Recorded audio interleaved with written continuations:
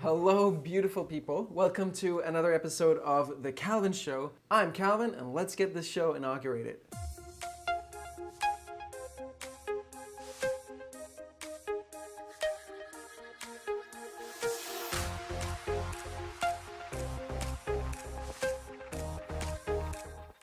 Today, I want to talk about three things I have learned from Donald Trump. Today, as I'm recording this, is Friday, the 20th of January. Just a few hours ago, I got a call from my daughter over in Copenhagen saying, "Hey, Daddy, I just heard on the radio that Donald Trump is now the president. Are you following the inauguration?" And truth be told, I wasn't. I'd actually forgotten all about it. But I tuned in online and I watched a little bit. And I want to take this opportunity to talk about what I have personally learned from Donald Trump and what I think we can all learn from Donald Trump. And this is not about whether you like him or you don't like him, pro or con. I don't really care about that stuff. But I do care about what we can take away from whatever is happening. The first thing that I have personally learned from Donald Trump is that you can play by your own rules. Both during the primaries and during the secondaries, also known as the main election, he played the whole thing by his own rules the entire time. Just because, politics has been done a certain way all the time for years and years doesn't mean you have to do it the same way. He did not release his tax returns. He did not kowtow to the Republican establishment. His approach flew in the face of any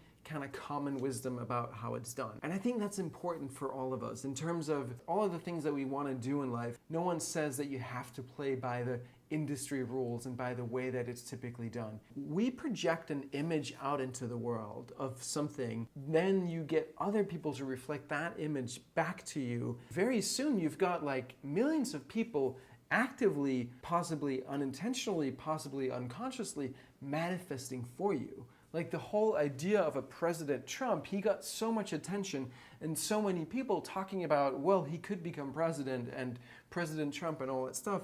And I think we all acted as magnifiers for that manifestation for this guy. For you getting people out there seeing you as this successful business person or whatever it is that you're trying to establish can be a very powerful way to manifest whatever it is that you're trying to manifest. Through the whole thing, be very, very clear on what your vision is. I think that's an incredible thing that Donald Trump has done, becoming president this way. And even the way that he's acting during the transition, he spent most of the time in New York, as I understand it. He might not even be living in the White House, or his family might not. He's like, I don't care that this is how it's always been done. Even like the way that he's divesting himself of his businesses by handing it over to his sons, which does nothing to kind of sever the ties between him, the president, and his business interests. The Trump Hotel in Washington has quintupled their rates and requires a minimum 5-night stay these days. He's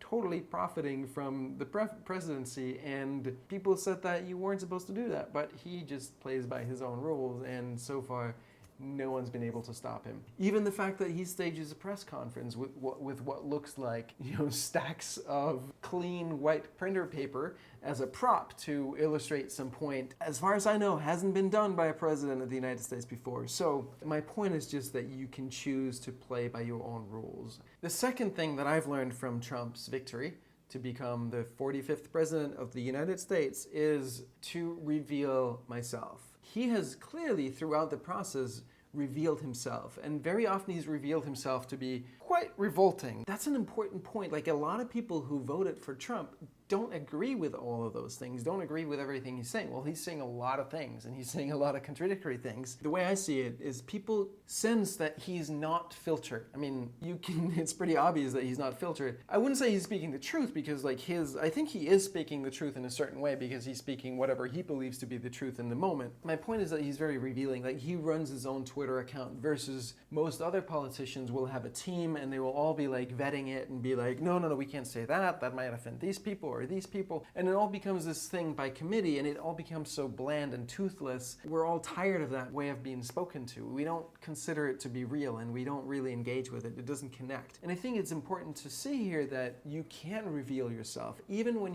what you're revealing is offensive to a lot of people, the net effect is likely to be that people actually respect you more. I guess it might depend on how you're doing it, in what context and whatnot. Trump has shown us that there is the possibility that people actually respect you more, or at least are willing to vote for you, even when you're revealing something that is offensive or revolting to a lot of people. I think that's good news, because I think that the world becomes a better place when we reveal what is true. Personally, I'm not a big fan of combating racism or misogyny or any of those things by limiting what people say, because I don't think it makes it go away. It's better to get it out and then talk about, like, what is the fear and what is the hurt and what is the pain. A lot of the times it's projections, right? It's really about how that person is feeling inadequate, and then they project that fear, that hatred or whatever onto someone else. And that's the stuff that we need to get into. We can't just pretend it doesn't exist and hope it goes away that way. We all crave a level of authenticity that we very often don't see. I remember when podcasts first came around in, I'm going to say like 2005, 4-ish or something, and I was sitting in my kitchen in Copenhagen. I was listening to Dave Weiner and Adam Curry do the Daily Source Code. That was like the very first podcast, because these were the guys who invented podcasting. It was a level of realness and authenticity that I hadn't heard before on a radio. You're used to listening to radio, and it's kind of filtered, it's kind of censored in some way. We're all craving that, and the more that you can provide that, the better you're going to be off. Donald Trump is definitely polarizing, right? That's very much what you want. You want to be polarizing. You want people to love you dearly, and then there are other people who are going to hate you or just like think you're uninteresting. But it's better to be polarizing than to have everybody just be so-so around you. In terms of marketing and building an audience and building a following for yourself, you want to polarize people. You want to have people love you rabidly and then have other people hate you. It's a good thing. It's a good thing to be like, this is who I'm for, and this is what I'm for, and this is what I stand for. You know, the more people talked about how ridiculous Trump was, the more they, used his name, and the more they talked about the fact that he could become president, which he did. The third thing that I learned from Trump, I wouldn't say I actually learned it from Trump, it's more like he reminded me about this, which is back to the Chinese man story that we talked about in, I think, episode 1, is like, oh my God, Trump is president. That's amazing, that's fantastic. And it's like the old Chinese guy goes like, well, maybe. Oh my God, Trump is president, it's awful. Maybe. We want to take that perspective on it. Everything is exactly as it should be. It may be good, it may be bad, but it's exactly as it should be right now. And there's no point in us labeling it either good or bad. I can personally see how a Trump presidency can be amazing, because he might be able to break with a bunch of traditions that have held politics back. We all know that politics in America is horribly corrupt.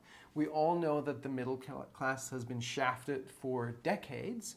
We all know that the division between rich and poor has gotten a lot worse. We all know that we don't know if Trump is going to be able to do anything about this, but he might be able to do something about some of these things. I mean, the fundamental issue in American politics is corruption. Without fixing corruption, nothing else matters. And maybe it won't change here, but there is the possibility that it might change. So that could be a positive.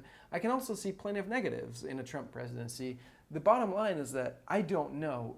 Nobody knows how this is going to turn out. Maybe Trump turns out to be a wonderful president for everybody. Maybe Trump turns out to be an awful president. Maybe Trump turns out to do some things good and some things bad. What I do know is that the best preparation we can do for any possible future is to be solidly in the present moment. Any fear scenario around Trump the president is based on a thought about the future. That's not being in the present moment. Right now in the present moment, Donald Trump is the president, and as I'm recording this at 5:11 p.m. on inauguration date, I'm not aware of anything that Donald Trump has done that has made the world a worse place. He might very well have done so by the time this airs, but the point is that right in this present moment, everything is exactly as it should be. I can't judge it good or bad, because the whole distinction between good or bad isn't helpful. It is as it is, and it is as it should be, and I may choose to take certain actions based on this. Being in the present moment and deciding, how am I going to act right now, not tomorrow, not next month, not 2 years from now, 4 years from now. How am I going to act right now? That's the best thing that we can possibly do for ourselves, for the country, for the world. Go do that. Be right here, right now. don't waste your energy on worries about the future or longings for the past. Those are the 3 things that I've taken away from a Donald Trump presidency, and it's only 5 hours and 13 minutes old. Thank you so much for tuning in. Remember, go to my website at calvincorelli.com and give me your thoughts and your questions in the comments, because I love hearing from you. And sign up for my mailing list, which is in the top right corner. And by doing that, you will also get my free ebook, which is awesome. See you next time. And until then, remember, just be you and just be right here, right now.